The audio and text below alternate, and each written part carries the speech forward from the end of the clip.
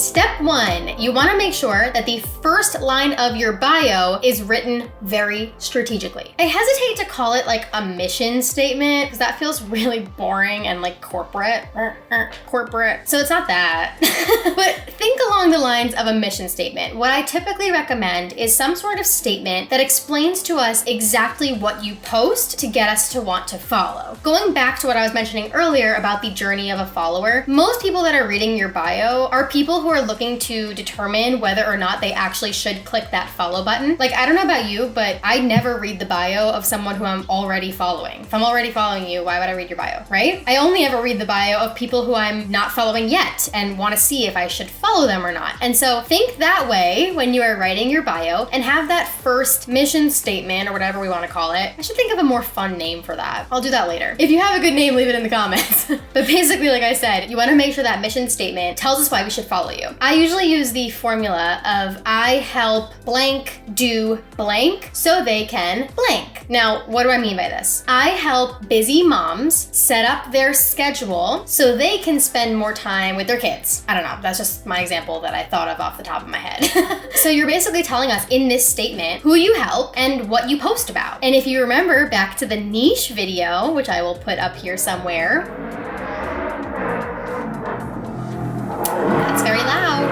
So if you remember back to the niche video, I talked about how niche is all about the who and the what, who you're talking to and what you're actually talking about. And so that's what you want to basically show us within this first line of your bio. Now keep in mind that this first line might actually span 2 lines, and that is totally okay. I think it's better to have it be 2 lines than to have 1 line that's like too short and just doesn't explain as much as you would like to. And also remember, when it comes to this mission statement, you really want to make sure that you are explaining to us why we should follow you, not just why we should buy from you, because nobody buys the first time that they meet you. It would be like if I decided to propose to you on the first date. Like, that would be a little creepy, right? And so with that being said, you want to make sure that your bio doesn't just explain why we should purchase from you, but rather what do you post about that makes us want to actually follow you. Okay? That's all I'm going to talk about when it comes to the mission statement. Let's move on to what the rest of the bio could be about. So I'm going to jump a couple of steps over to the call to action. The very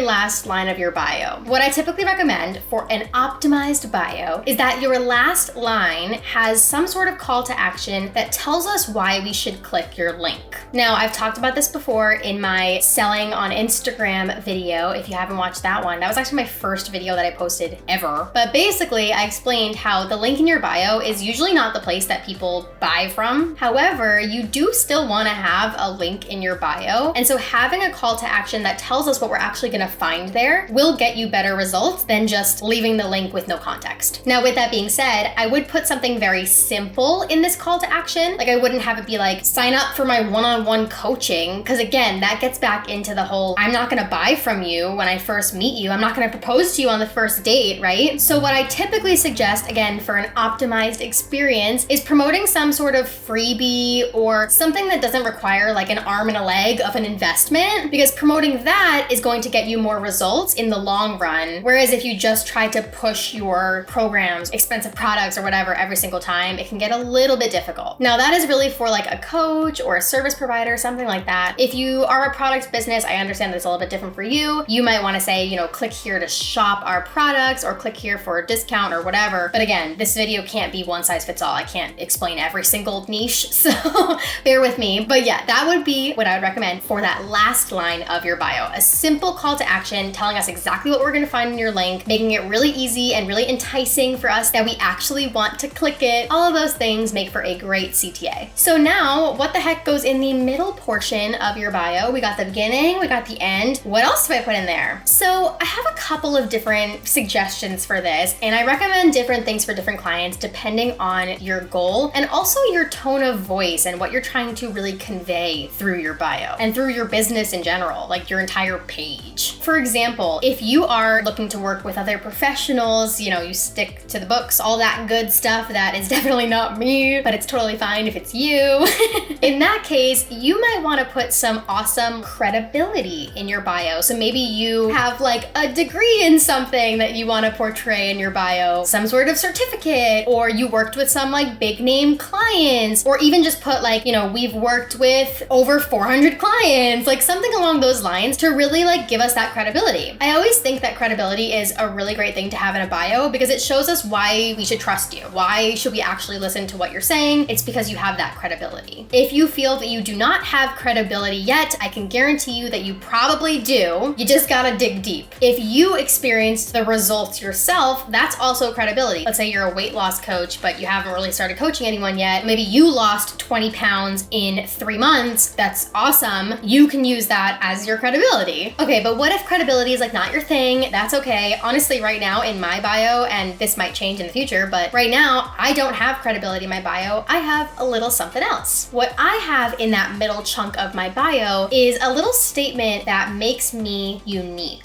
And this is that like sprinkle within your bio that I think a lot of people are missing. It's that piece of what makes you, you. In a sea of a million people who do the same thing that you do and provide the same services and provide the same tips and tricks and whatever, what makes you different from all the other people? In my bio, I personally have from ballerina to business owner, because as a business owner, I find that makes me a lot different than most other social media managers that you'll find, or Instagram coaches, or whatever you want to consider me. I had a whole past life as a ballet dancer. That alone relates me to a lot of people who, maybe they are in the arts or they were also a dancer or something like that. Again, it just makes me different and shows what's unique about me versus someone else. So think of what that can look like for you and add something like that in your bio. And again, this all has to do with what you're trying to portray. If you're a very fun, upbeat person who like doesn't want to be too serious, maybe you have something really freaking hilarious in your bio, and that makes me relate to you and like you and want to follow you. So do some brainstorming on that, because you definitely can have some fun in your bio. So now that we have like the basics of your bio, I want to talk a little bit very quickly on what should not be included in your Instagram bio. So the first absolute do not, in my opinion, is to not go over 4 lines. Your Instagram bio was meant to be 4 lines long. And the reason is because if it's longer than 4 lines, Instagram actually has this like little see more button that has to appear at the bottom. And so it makes you click to see more. And nobody wants to do that. What I always recommend is keep your bio 4 lines to avoid that, because I can guarantee you that most people are not going to click to see more. Okay? I never really do it ever. 4 lines. Keep it 4 lines. You got it. Number 2, absolute no-no, in my opinion,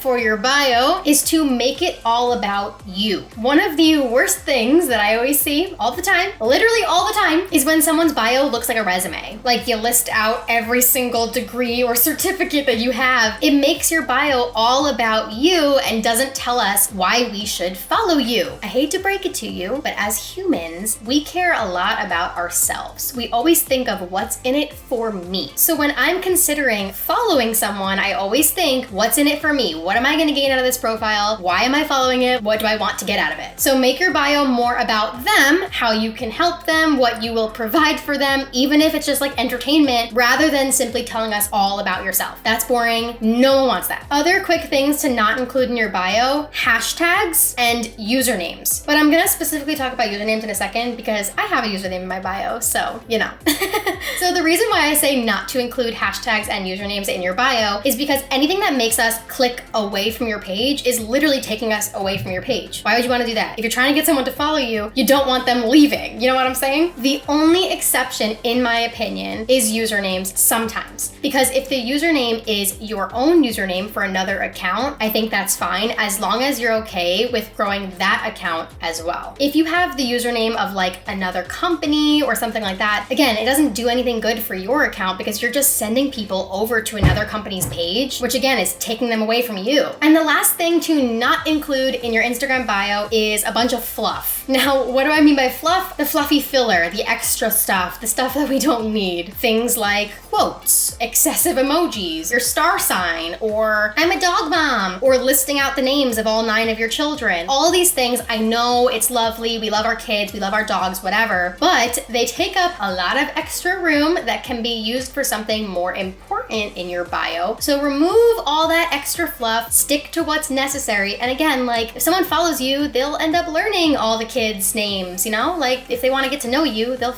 figure it out. We don't need it in the bio, okay? With all that being said, that is all that I have for you today. If you're interested in optimizing your overall Instagram profile, I actually have a free checklist that goes through each of the things that I recommend doing if you want to see more results on Instagram, like little things you can change in your profile to help you out. And I do, of course, talk about bio in there as well. I will have that free checklist in the description if you want to go ahead and grab that. But that is pretty much all you get from me today. If you enjoyed this video, please subscribe. I would absolutely love that. And I'm gonna recommend another video for you to watch next. It is my video all about Instagram profile optimization, how you can optimize your profile to see the best success. I don't just talk about bio, that's why I made this video, but I do talk about things like your name line, your profile picture, your username, even like your reel covers and branding and all that sort of stuff. If you are interested in that and you want to grow on Instagram and set up your profile for success, go ahead and click the video and I will see you there. Bye-bye.